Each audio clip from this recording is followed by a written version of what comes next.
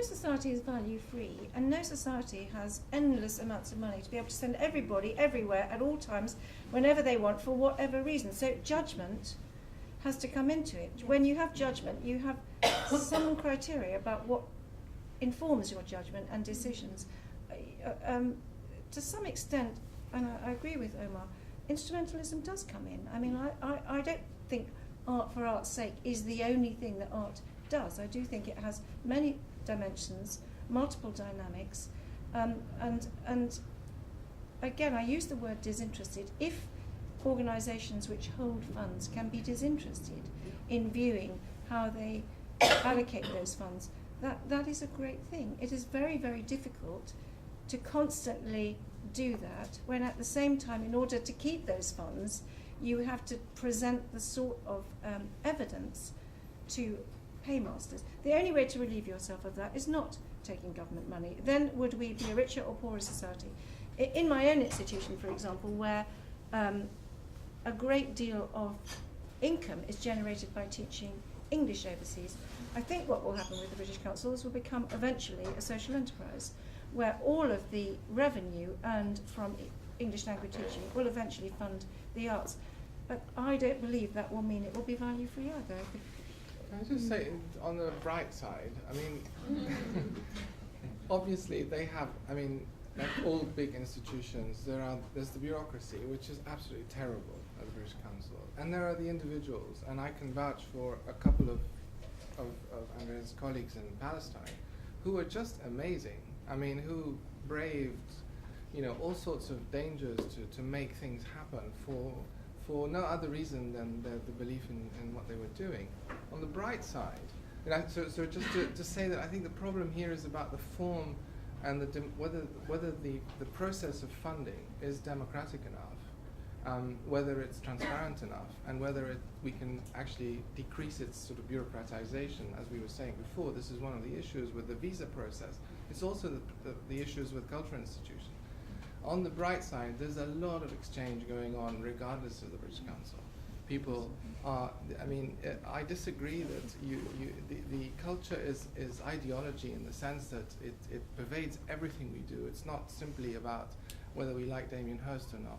And so that pervades our lives. The fact that so many people are intermarrying, there's so many people are traveling, there's so many projects happening about English people, Scottish people, British people going to the Middle East and doing projects, sometimes at their own expense, and not just vice versa, by the way. This is very important. It's happening. It's happening because people want to do it, and it'll continue happening. Now, whether that also entails economic exchange can only be beneficial. I mean, we have the right to have equitable exchange of goods, whether they're soft goods or hard goods. The problem that we face is not whether this is economically viable. The problem is that it's done in an unequal market dominated by armies that force us to do things, force weak countries to do things which they don't want to do. What are the armies? Well, the British Army, the US Army, for example, the Israeli Army. That's one of the problems. You know, so we have to be. For me, that's the problem. I just kind of, I know that you there's just one thing that I think is really interesting, and I think kind of touched on your point as well, and it's something about organisations and individuals. Organisations are made up of individuals who have their own beliefs and are committed to the arts in different ways, and that expresses itself in different ways. And I worked at the Arts Council, but I come from more of a museum background, and I suppose when I was there, I was very much about democratisation, participation, less about the high quality visual art, but I knew that my colleague was all about that. So if I was the person there going, yeah, I know, but what about engaging these people? She would be there going, yeah, but frankly, that's just not very good. And I think there's just something interesting in the kind of debate that happens here, where it kind of becomes individuals being almost pitted against organisations. And it's when you're working for an organisation like that, you sort of walk quite a careful line, and experience comes into it an awful lot. And I think it makes me laugh now looking back, because I was working for the Arts Council at the time when all of the funding cuts being made, and we were having to and I just felt this terrible sort of responsibility. And when I had to decide about grants for the arts, I said, well, how am I supposed to decide? And I think they've obviously worked, further political marks. My parents are adult education. I grew up in adult education centre. They've obviously worked very hard on their bid. surely I should give them some money, well, debit card. And then I'm sure if I've been there for 5 years and not just on a maternity cover contract, 5 years down the line, I think, like, rubbish, not interested, it's not good enough. And I think, yeah, just this kind of dynamic between organisations, individuals, money, because of course money is important, and armies, I mean, yeah, okay, I understand, I'm working on the refurbishment of the National Army Museum at the moment, and, you know, we're addressing very interesting questions about... Rosie took part in an art competition in the occupied territories under curfew, military curfew. Yeah. It wasn't theoretical. No, it's very, I'm not disagreeing, I'm just saying that these are things that I don't, like the culture I know more about is China, and not so much about... Can I just bring in, because in the audience, there's Kathleen Palmer and Sarah Bevan from the Imperial War Museum. And, you know, you've sent artists out to conflict areas as, you know, as a sort of regular basis, but you're not into the same sort of network of funding because you fund, I mean, has that changed? Or you search for funding for every project, don't you? In yes, different... we do. It's a combination of funds. From our core funding, we enable people to go on a research visit, but the money to then produce the work when they come back, we do have to fundraise for. So it's a combined sort of approach to funding it. So what are the political pressures then that comes, or are there any economic pressure? I mean, how do you relate to this sort of conversation? I mean, I guess we're, in a sense, we're the same as the British Council. We're an arm's length government body. So 50% of our income comes from DCMS as a grant and aid. The rest of it is our own earned income. So, you know, we have to balance, you know, what comes out of that grant and aid, what projects we then pursue external funding for. But, you know, we have a funding agreement with DCMS that sets out key performance indicators that the museum has to meet in exchange for that funding. So, you know, it's not string free. You know, it's not that we get the money and we then can do what we like with it. There is an agreement of various things that we are seeking to achieve on DCMS's behalf.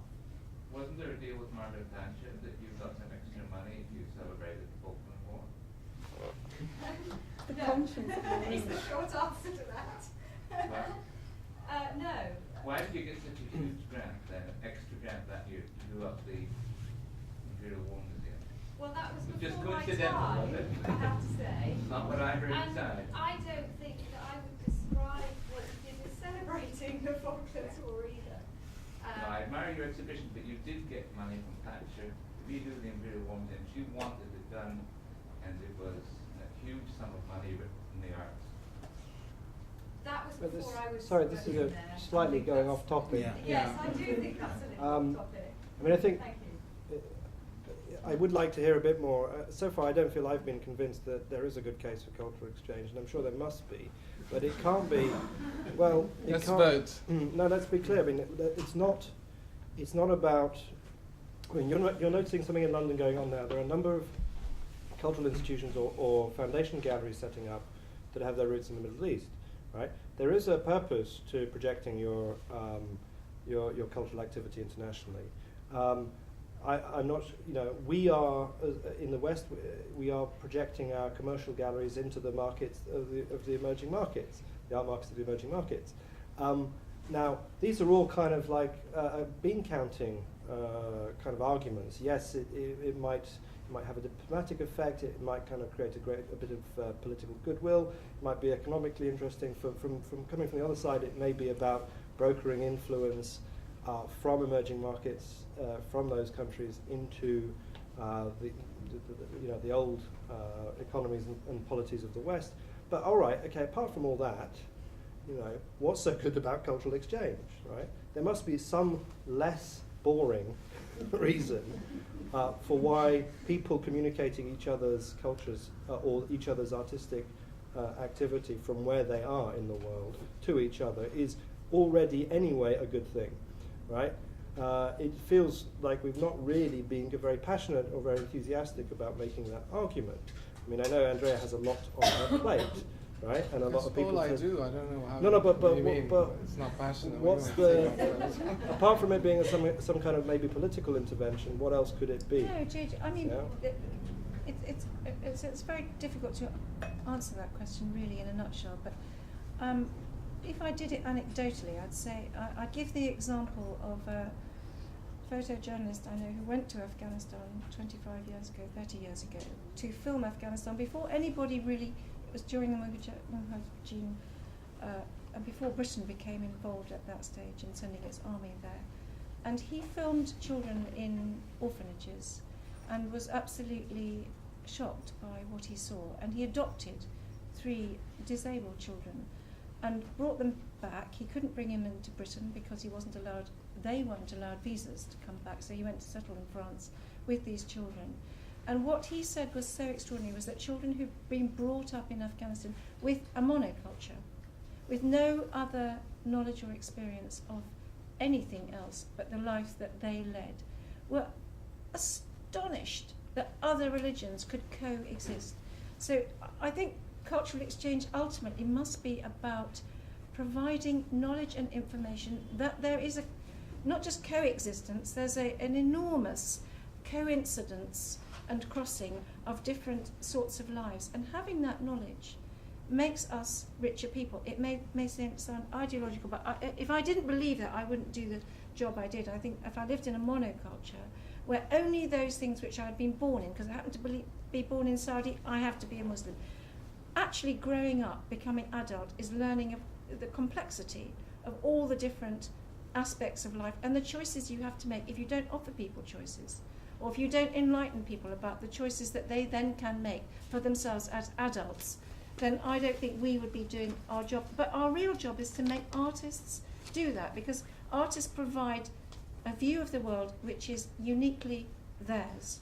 It isn't a British view, it's an artist's view.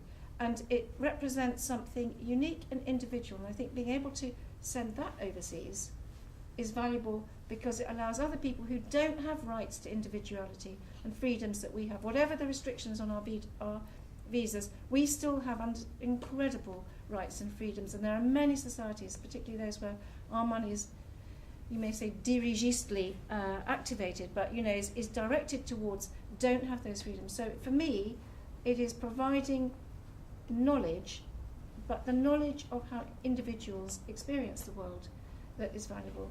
Well said. And it happens. There's no such thing as a monoculture. Can you point me to one? North You Korea.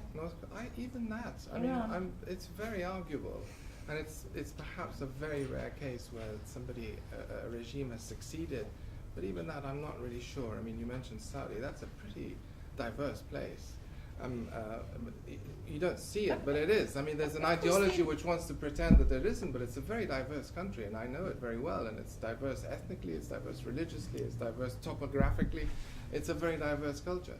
But this exchange happens all the time. We would not read Tolstoy in English if it didn't happen. We would not have a lot of our publishing industry if a lot of Germans and Austrians didn't come to the UK as to escape Nazism and establish a lot of the cultural institutions and movements here, and so on and so forth. And the same goes on with other Europeans and non-Europeans who come here.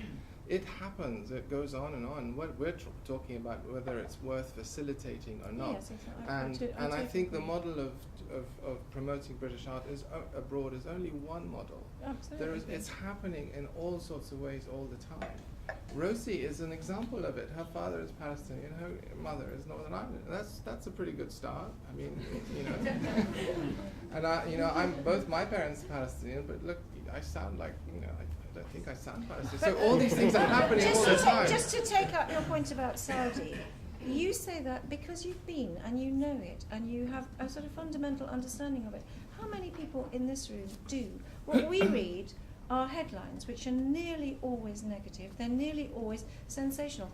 Therefore, would it not be a good idea to see what Saudi artists can say about their society, because they probably have an inner life which is freer than many of those who work in government. So I would like to determine for myself what Saudi society is beyond the Daily Mail headlines by seeing the work of Saudi artists. Surely that is the point of cultural exchange, however it's mediated. Oh, I agree with you. Well, I think we've reached a positive note at just the right time. I'd like to thank Delfino and the ICA for hosting us and for you guys for coming, and particularly all the speakers for entertaining us, perhaps shocking us too. This evening. Thank you very you. much.